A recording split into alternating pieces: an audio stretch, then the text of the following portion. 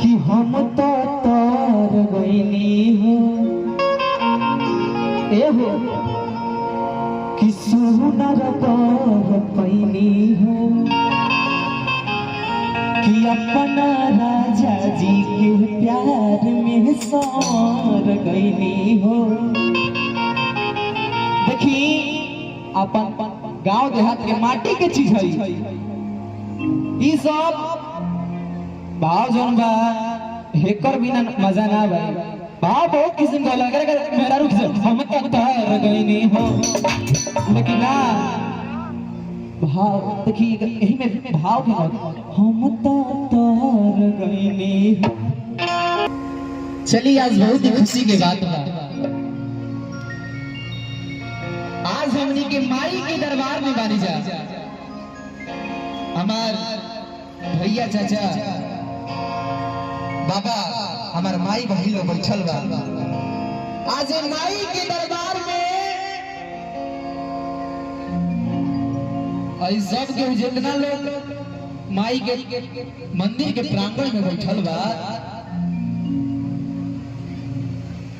आज सब लोग के भागे बा कि माई के दरवाजा पर बैठ के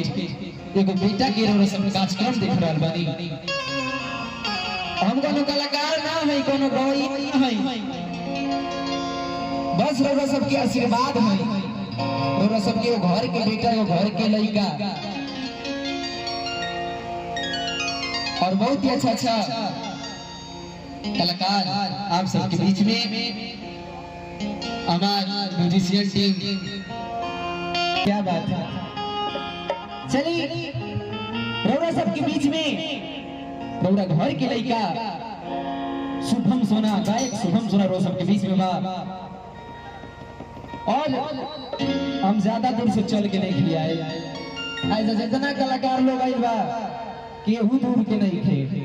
खाली फूल हेलला के काम का इनाच काकी कैसे कि बाबा गणेश के काहे बुलावल जाला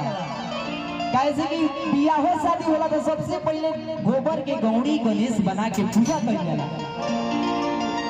तो देखी ज्यादा समय ना लेते हुए कैसे कि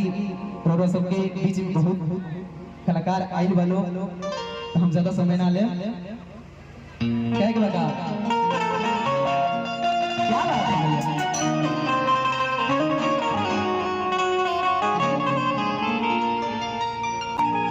लड़का गणेश भगवान से कहता ए बाबा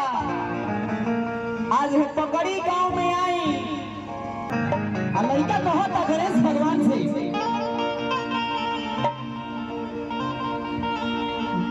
मैंने रह दे भैया क्या बात है। जय गणेश मंगल करना विघ्न हरो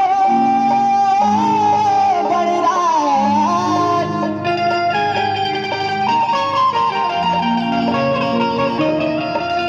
एक दंत करिहर बदना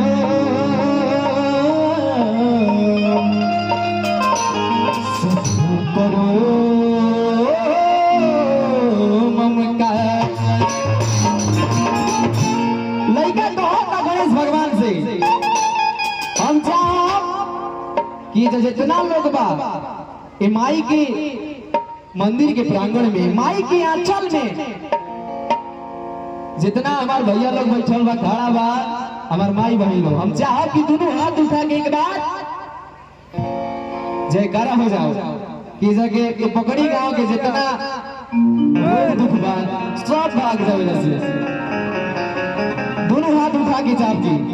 प्रेम से वाली सच्चे दरबार की लेकिन मजा नहीं खेवत भाई जन टीम बा नारी शक्ति एकदम बम बम बा एक पिछु बम मकई के जे आड़ा खड़ा बा वो सबसे काहे कि रउरा कहूं ना तब मारी आवाज सुन ली है प्रेम से सच्चे दरबार की दुर्गा जी मैया की सच्चे दरबार की आय हाय हाय क्या बात है। लड़का कहता भैया हो भाव लगता कहे के बता एगो बड़ा बढ़िया लय आई रहला बड़ा बढ़िया लय आई रहला ए भैया हो कहे के बता कि हम तो तार गईनी हो ए हो कि सुनर पर पैनी हो कि अपना राजा जी के प्यार में सार गईनी हो। देखी अपन गांव देहात के माटी के चीज है ई सब भाव जौन बा हेकर बिना मजा ना बा। भाव बहुत किस्म का लगे मेरा रुख से हम तो तार गईनी हो लेकिन ना भाव देखिए यही में भाव भी हम तो तार गईनी हो ये सब भाव है कि सुनर पर पैनी हो अपना राजा के प्यार में सार गईनी हो। एक खुशी रहे लगवा एक खुशी रहे लगवा रे सखी पियवा दुलारे हाय हाय रे यही लाई के सहारे गाना गणेश को बता भैया हो कि हमको हार करीले दादा हार करीले हमको हार करीले दादा हार करीले आई साथा बिच बाबा इंतजार करीले आई साथा बिच बाबा इंतजार करीले भैया कहबा ए बाबा आई कारज संभारे ए बाबा आई कारज संभारे होई छु मामा का आज बाबा